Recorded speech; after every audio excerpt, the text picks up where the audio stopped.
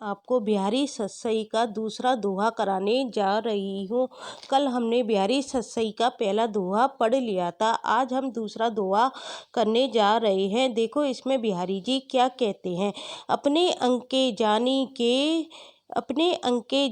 के जोबन, ये क्या है, जोबन न प्रति प्रवीण, स्तन मन नैन नितिब को बड़ो इजीफा कीन। इसमें देखो बिहारी क्या कहते हैं, अपने अंके जानी के, ये क्या है, जोबन है, थोड़ा टाइपिंग मिस्टेक हो गया है, जोबन न प्रति, और ये क्या है, प्रवीण, जोबन न प्रति प्रवीण, स्तन मन नैन नितंब को बड़ो इजीफा कीन।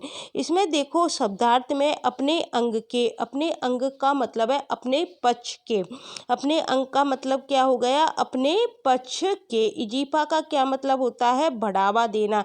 इजीफा का क्या मतलब होता है, बढ़ावा देना। तो इसमें देखो किसके बारे में बिहारी बताना चाहते हैं। इसमें जो बिहारी बताना चाहते हैं वो राजनीतिक ज्ञान को बताना चाहते हैं। किसके माध्यम से, नायिका के माध्यम से। तो वो बिहारी क्या कहते हैं, देखो, अपने अंग के जानी के, जिस प्रकार कोई भी राजा होता है वो अपने पक्ष की प्रजा व सेना की शक्ति में क्या चाहता है, बढ़ोतरी करना चाहता है। राजा क्या चाहेगा हमेशा, कि उसकी सेना और उसकी प्रजा की शक्ति में क्या हो, बढ़ोतरी हो। उसी प्रकार यौवन नामक चतुर राजा है, उसी प्रकार बिहारी क्या कहना चाहते हैं, अपने अंग के जानी के जोबन न प्रति प्रवीण, अपने मतलब उसी प्रकार यौवन नामक चतुर जो राजा है उसने क्या है, अपने पक्ष के जानकर, अपने अंग के जानी के मतलब अपने पक्ष के जानकर, जोबन न प्रति प्रवीण, जोबन का मतलब है यौवन, यौवन नामक चतुर राजा, प्रवीण न प्रति किसके लिए आया है, राजा के लिए, न प्रति किसके लिए आया है, राजा के लिए। उसी प्रकार यौवन नामक प्रवीण मतलब चतुर,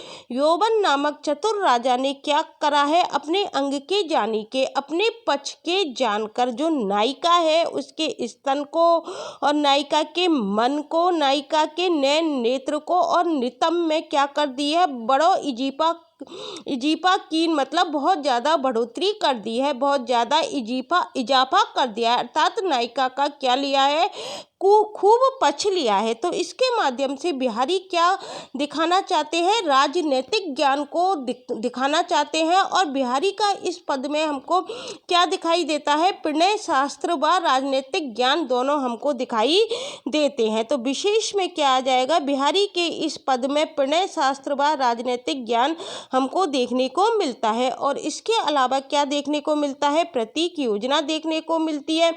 इसमें स्तन का अर्थ किसके लिए आया है, हाथी के लिए आया है। राजा ने क्या किया है, प्रजा व सेना की शक्ति में क्या की है, बढ़ोतरी की है। नैन का मतलब क्या आया है, रथ के लिए आया है। मन का मतलब किसके लिए आया है, घोड़ा के लिए आया है। और नितंब किसके लिए आया है, पैदल सेना के लिए आया है।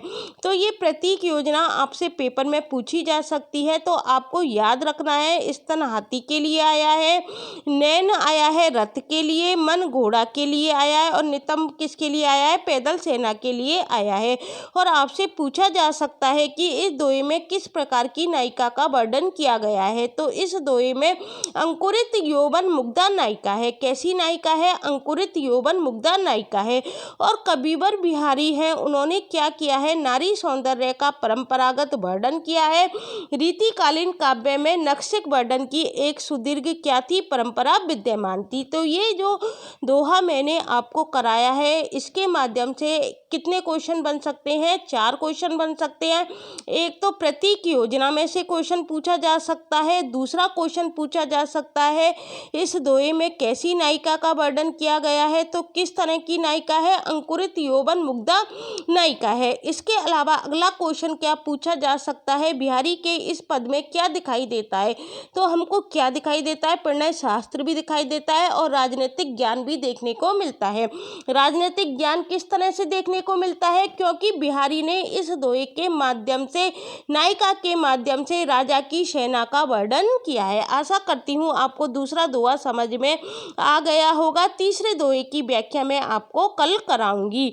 यदि आपको मेरी वीडियो अच्छी लगती है तो इसे लाइक, शेयर और सब्सक्राइब करना मत भूलना। Thank you guys.